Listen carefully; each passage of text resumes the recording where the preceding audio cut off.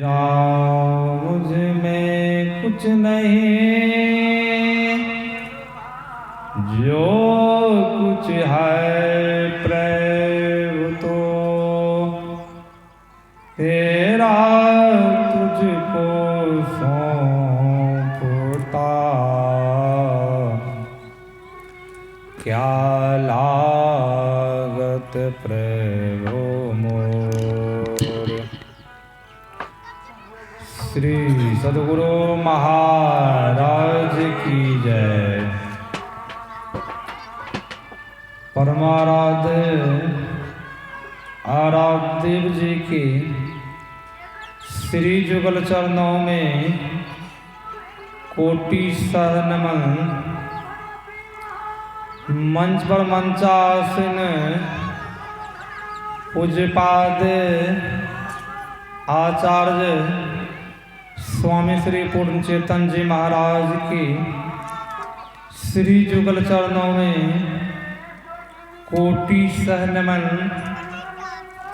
मंच पर मंचासीन पूज्य गुरुजन, सत्संग उपस्थित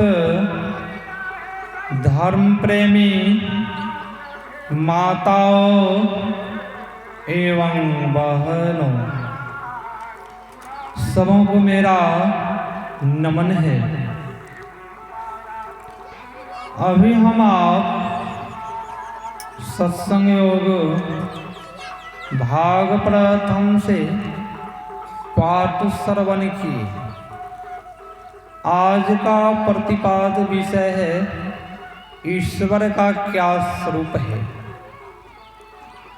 संत महापुरुष ऋषि कहते हैं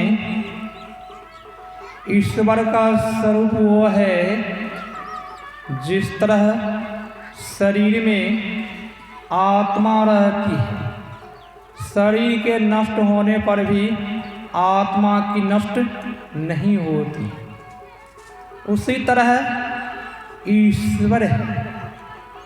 संसार के नष्ट होने पर भी ईश्वर का नष्ट नहीं होता। वह ईश्वर रहते कहाँ हैं? ऋषि ने कहा वह ईश्वर को आप हाथ, पैर, गुदा, लिंग, रसना, नाक, कान, आँखें, मन, बुद्धि आदि इंद्रियां के द्वारा जो कोई चेष्टा करते हैं कि उस ईश्वर को हम प्राप्त कर ले, तो संत महापुरुष ऋषि कह रहे हैं वह झूठ ही एक बच्चों के जैसा खेल कर रहा है। तो वह ईश्वर है कहाँ? और संत महापुरुष कहते हैं ईश्वर में और गुरु में कोई अंतर नहीं होता है। जो गुरु है वही इष्ट है, जो इष्ट है वही गुरु है।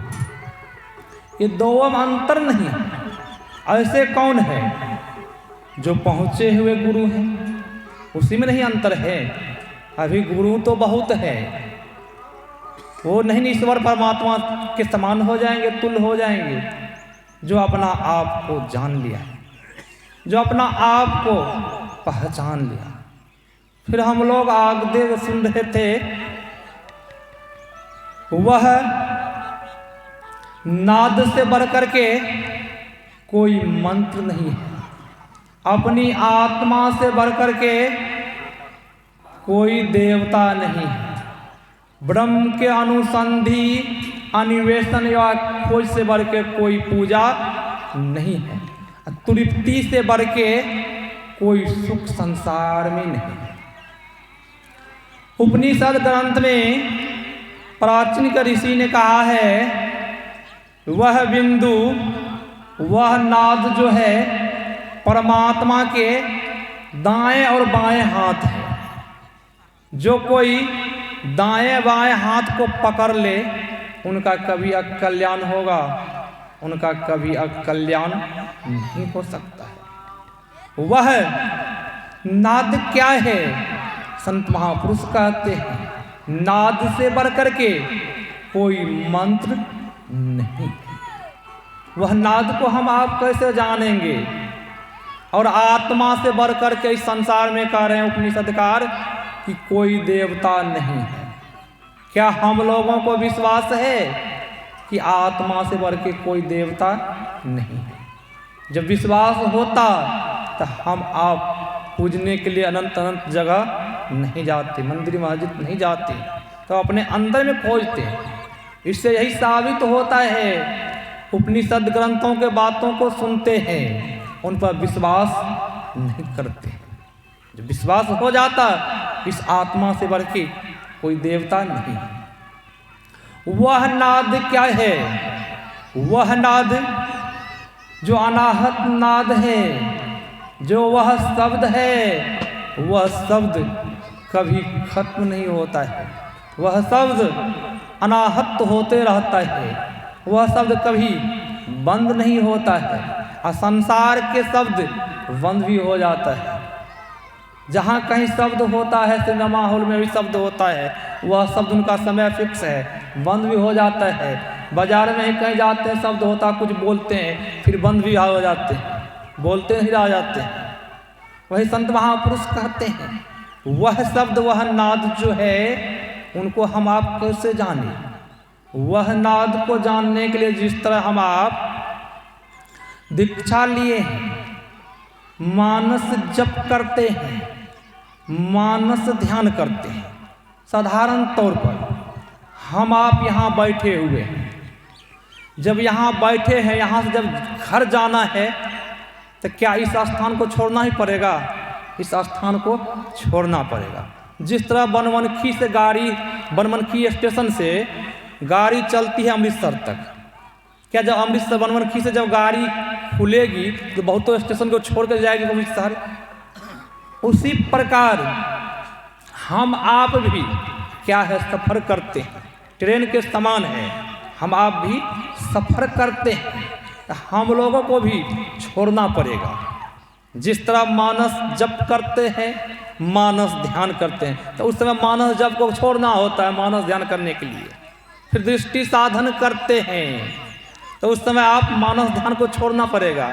और उसी समय जब मानस ध्यान भी करेंगे, दृष्टि साधन करेंगे, तो नहीं होगा। एक समय में होई भुवाला, हंसब ठठायब फुलायब गाला।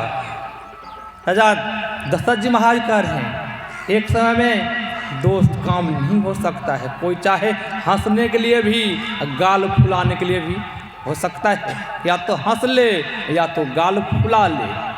उसी तरह आप मानस ध्यान करते हैं और दृष्टि साधन भी कर दे चाहेंगे करने के लिए, दो काम एक समय नहीं होगा। या तो दृष्टि साधन कर लीजिए या तो मानस ध्यान कर लीजिए। दृष्टि साधन करके जो वह बिंदु को प्राप्त करता है, उसी बिंदु में नाद भी है, उसी बिंदु में नाद है। जब वह नाद को प्राप्त कर लेता है तब वहाँ मंत्र जप करते हैं, नहीं करते मंत्र जप। मंत्र जप क्यों किया जाता है? चंचल मन है, आवाहन करते हैं। मंत्र का अर्थ होता है आवाहन करना। मंत्र जप का अर्थ है आवाहन करना। जिस तरह पंडित लोग मंत्र का आवाहन करते हैं, पूजा करवाते हैं, जो कोई है तांत्रिक लोग मंत्र का आवाहन करते हैं, मंत्र के द्वारा किसी को झाड़ देते हैं, ठीक कर देते हैं। किनके द्वारा? मंत्र के द्वारा।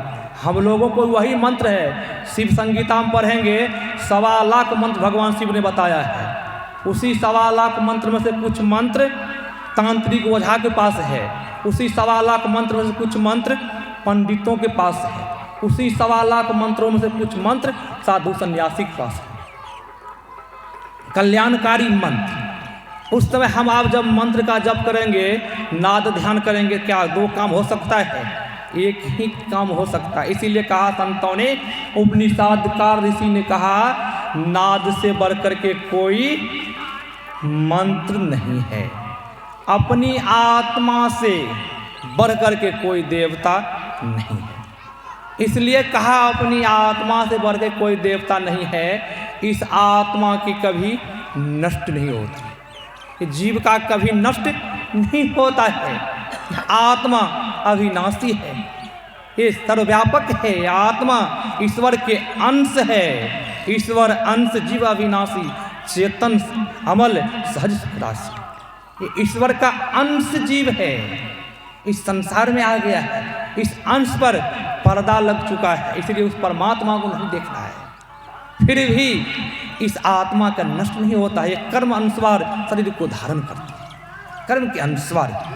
वही संत महापुरुष कह रहे हैं, इस आत्मा जो इस आत्मा को पहचान लिया, जान लिया, जो प्राणी इस आत्मा को जान लिया, पहचान लिया आत्मा क्या है, वह परमात्मा को भी जान लिया। जो अपना आप को पहचान लिया, हम क्या है, हमारा क्या स्वरूप है।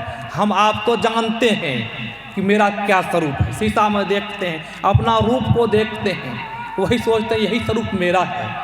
ये स्वरूप क्या है? शरीर का आकार प्रकार है, शरीर का रूप है। कोई सुंदर है, कोई असुंदर है।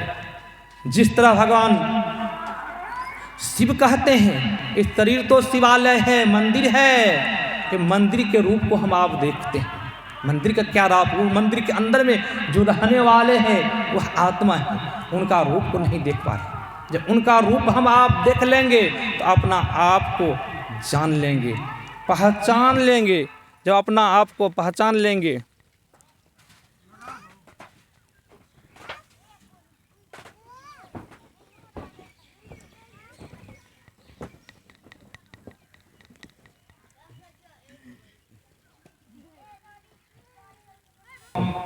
जान लेता है। उस आत्मा की जाने बिगर उस परमात्मा को नहीं जान सकता।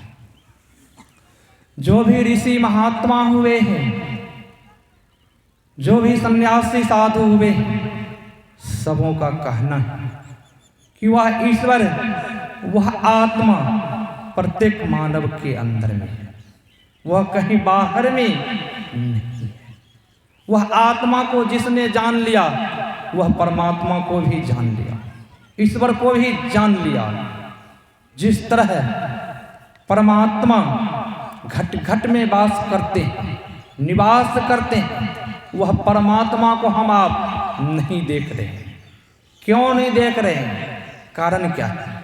उस आत्मा को नहीं पहचान पा रहे।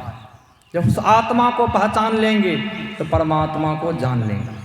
जिस तरह गाय के संपूर्ण शरीर में दूध है, तो दूध कहाँ से प्राप्त होता है? दूध प्राप्त होता है स्तन से। उसी स्तन में जोंक लग जाता है, तो जोंक क्या प्राप्त करता है? वह खून प्राप्त करता है। और सदगृहस्थ क्या प्राप्त करता है? तो दूध प्राप्त करता है। जिस तरह फूल में सुगंध है, मेहंदी में लाली छिपी हुई है। मेहंदी के पत्ता कोई हाथ में लगावे, हाथ लाल होगा। क्यों? लाली तो उसमें है, छिपी हुई है। उस लाली को प्रकट करने के लिए उनका रगड़ाई करना होगा, तब हाथ में रंगेगा। उसी तरह दूध में घृत है। अब कोई चाहे दूध से घी निकाल ले, पूरी पकवान बना ले, बनेगा दूध से? दूध से पूरी पकवान नहीं बनेगा। तब पूरी पकवान बनेगा घृत से, घी से। घी निकालने के लिए दूध को जमाना होगा, मथाई करना होगा, तब उससे घी प्राप्त होगा। तब आप उससे पूरी पकवान जो चाहेंगे बनाने के लिए बना सकते हैं। और गुरु ईश्वर में कोई अंतर नहीं है। जो पहुँचे हुए हैं महापुरुष, वह संत, वह ईश्वर के तुल्य होते हैं। 18 भाषा के बोधित जगदीश काश्यप भिक्षु जी गुरु महाराज जी के प्रशंसा नाम सुने थे कि गुरु महाराज जी, महर्षि मेही जी, परमहंस जी महाराज बहुत पहुँचे हुए संत हैं, उनसे मिलना चाहिए। तो भिक्षु जगदीश काश्यप जी भागलपुर कुप्पा घाट आए गुरु महाराज जी से मिलने के लिए। वहाँ पर पता लगा गुरु महाराज जी के अधिवेशन चल रहा है, गुरु महाराज जी अधिवेशन में है। जगदीश काश्यप जी अधिवेशन में पहुंचते हैं और उस समय में गुरु महाराज जी के प्रवचन हो रहा था। प्रवचन खत्म हुआ, आरती लगी, सत्संग समाप्त हुआ। जगदीश काश्यप जी परमाराध गुरु महाराज जी से मिले। गुरु महाराज जी बोले सेवकों से, इनको भी एक रूम दिया जाए, रूम दिला दो इनको भी। पहले पंडाल बनता था और गुरु महाराज जी के रहने के लिए फूस की झोपड़ी बनती थी। गुरु महाराज जी फूस के झोपड़ी में रहते थे। उनको भी जगदीश काश्यप को भी एक झोपड़ी दिया गया। जगदीश काश्यप जी उसमें रात में खाना खा करके आराम करने के लिए सोए। और होता क्या है, जब ध्यानाभ्यास होता है तो उसमें वार्निंग घंटी 2:45 में बज जाती है। और वार्निंग घंटी जब बजती है तो साधकों उठ जाते हैं, मुँह हाथ धो करके 3 बजे ध्यान पर बैठ जाते हैं। उसी तरह जब 3 बजे जब घंटी बजती है, वार्निंग घंटी, जगदीश काश्यप जी उठते हैं और देखते हैं लाखों की भीड़ है। सबों मुँह हाथ धोते हैं उठ करके। और जगदीश काश्यप मन ही मन सोचते हैं ये लोग कर देंगे क्या रात में, रात तो सोने के लिए होता है। ये लोग देख रहे हैं घंटी बजी है, सब लोग उठ गए हैं, मुँह हाथ धो रहे हैं, ये लोग करेंगे क्या, जा देखना चाहिए। जगदीश काश्यप जी देखने लगे। सब लोगों ने मुँह हाथ धो करके, लाखों की भीड़, प्रत्येक सत्संगी उस पंडाल में आसनी बिछा करके ध्यान पर बैठ जाते। भिक्षु जगदीश काश्यप जी को हुआ ये सभी लोग तो ध्यान में आंख बंद के कपड़ा ले लिए, मुंह पर आंख बंद कर लिए। आंख बंद करके कर क्या रहे हैं? सब आंख बंद किए हुए, लाखों की भीड़ है, सब अपने ध्यान लगा हुए बैठे हुए हैं लाखों की भीड़ में। इस समय मेही जी क्या कर रहे हैं? मेही जी को देखना चाहिए। इनके भक्त लोग तो ध्यान कर रहे हैं, आंख बंद करके बैठ गए हैं सबों ने। मेही जी क्या कर रहे हैं? भिक्षु जगदीश काश्यप जी परमाराध गुरु महाराज जी के झोपड़ी के पास पहुंचते हैं। और जो संत होते हैं, जो भगवंत होते हैं, वह साहनशाह होते हैं। उनमें कोई आडंबर नहीं होता है। आडंबर उसमें होता है जो असंत जन है, जिनको संसार का भय है, जिनको संसार का डर है। और जिनको संसार का कोई डर नहीं है, उनमें कोई आडंबर नहीं। जो संसार के कल्याण के लिए आए हैं कि परमाराध गुरु महाराज जी उस झोपड़ी में, जगदीश काश्यप जी खिड़की खुली हुई थी, उस खिड़की से झांक करके देखते हैं। एक छोटी चौकी लगी हुई है, मच्छरदानी लगी है और परमाराध गुरु महाराज जी उस चौकी पर ध्यान में बैठे हुए हैं। जगदीश काश्यप जी को बड़ा आश्चर्य हुआ है। एक छोटी चौकी लगी हुई है, मसहरी लगी हुई है, परमाराध ये मेही जी ये भी ध्यान में बैठे हुए हैं। इनके भक्त लोग भी ध्यान कर रहे थे, ये भी ध्यान में बैठे हैं। जब सुबह हुई, सत्संग शुरू हुआ, तो परमाराध गुरु महाराज जी कहते हैं जगदीश काश्यप जी को थोड़ा देर बोलने के लिए दिया जाए। 18 भाषा के विद्वान जगदीश काश्यप जी। तो परमाराध जब गुरुदेव बोले कि जगदीश काश्यप को कुछ देर बोलने के लिए दिया जाए, तो माइक जगदीश काश्यप जी को दिया गया। तो जगदीश काश्यप जी ने कहा, मैं भगवान बुद्ध के बारे में पढ़ा था और सुना भी था कि भगवान बुद्ध अपने भिक्षुओं के साथ आंख बंद करके ध्यान करते थे। और उनके भिक्षु भगवान बुद्ध भी ध्यान करते थे, उनके भिक्षु लोग भी ध्यान करते थे। मैं तो आज देख रहा हूँ उसी भगवान बुद्ध के रूप में मेही जी को मैं देख रहा हूँ, जो कि सबों शिष्यों के साथ इन्होंने भी ध्यान करते हैं और सबों से ध्यान करवाते हैं। मैं वही रूप भगवान बुद्ध के रूप में मैं देख रहा हूँ। और जगदीश काश्यप जी परमाराध गुरु महाराज जी से दीक्षा भी ली। और उनके भाई वो भी बहुत बड़े विद्वान थे, वो दीक्षा नहीं लिए और जगदीश काश्यप जी अपना परम कल्याण कर लिए। तो कहाँ हुआ? गुरु के शरण पहुँचे हुए गुरु के शरण में गए। जो पहुँचे हुए संत होते हैं वह कल्याण ही कल्याण करते हैं, वही संत महापुरुष कहते हैं। उनके शरण में जाने से उनका अकल्याण कभी नहीं होता है। जो पहुँचे हुए संत हैं, गुरु है, गुरु में ईश्वर में कोई नहीं फर्क है। गुरु जो होते हैं अपना गुण संपूर्ण शिष्य में बसा देते हैं और शिष्य का भी परम कल्याण कर देता है। जो गुरु पहुँचे हुए गुरु, उनके शरण में जाने से लाभ ही लाभ होता है। जो उनके शरण में चला गया उनका कभी अकल्याण नहीं होगा। यही आप लोगों की सेवा मैंने सुनाया। कुछ बाबा सुनेंगे, विशेष लाभ होगा। समय का अभाव हो। श्री सतगुरु महाराज को जय।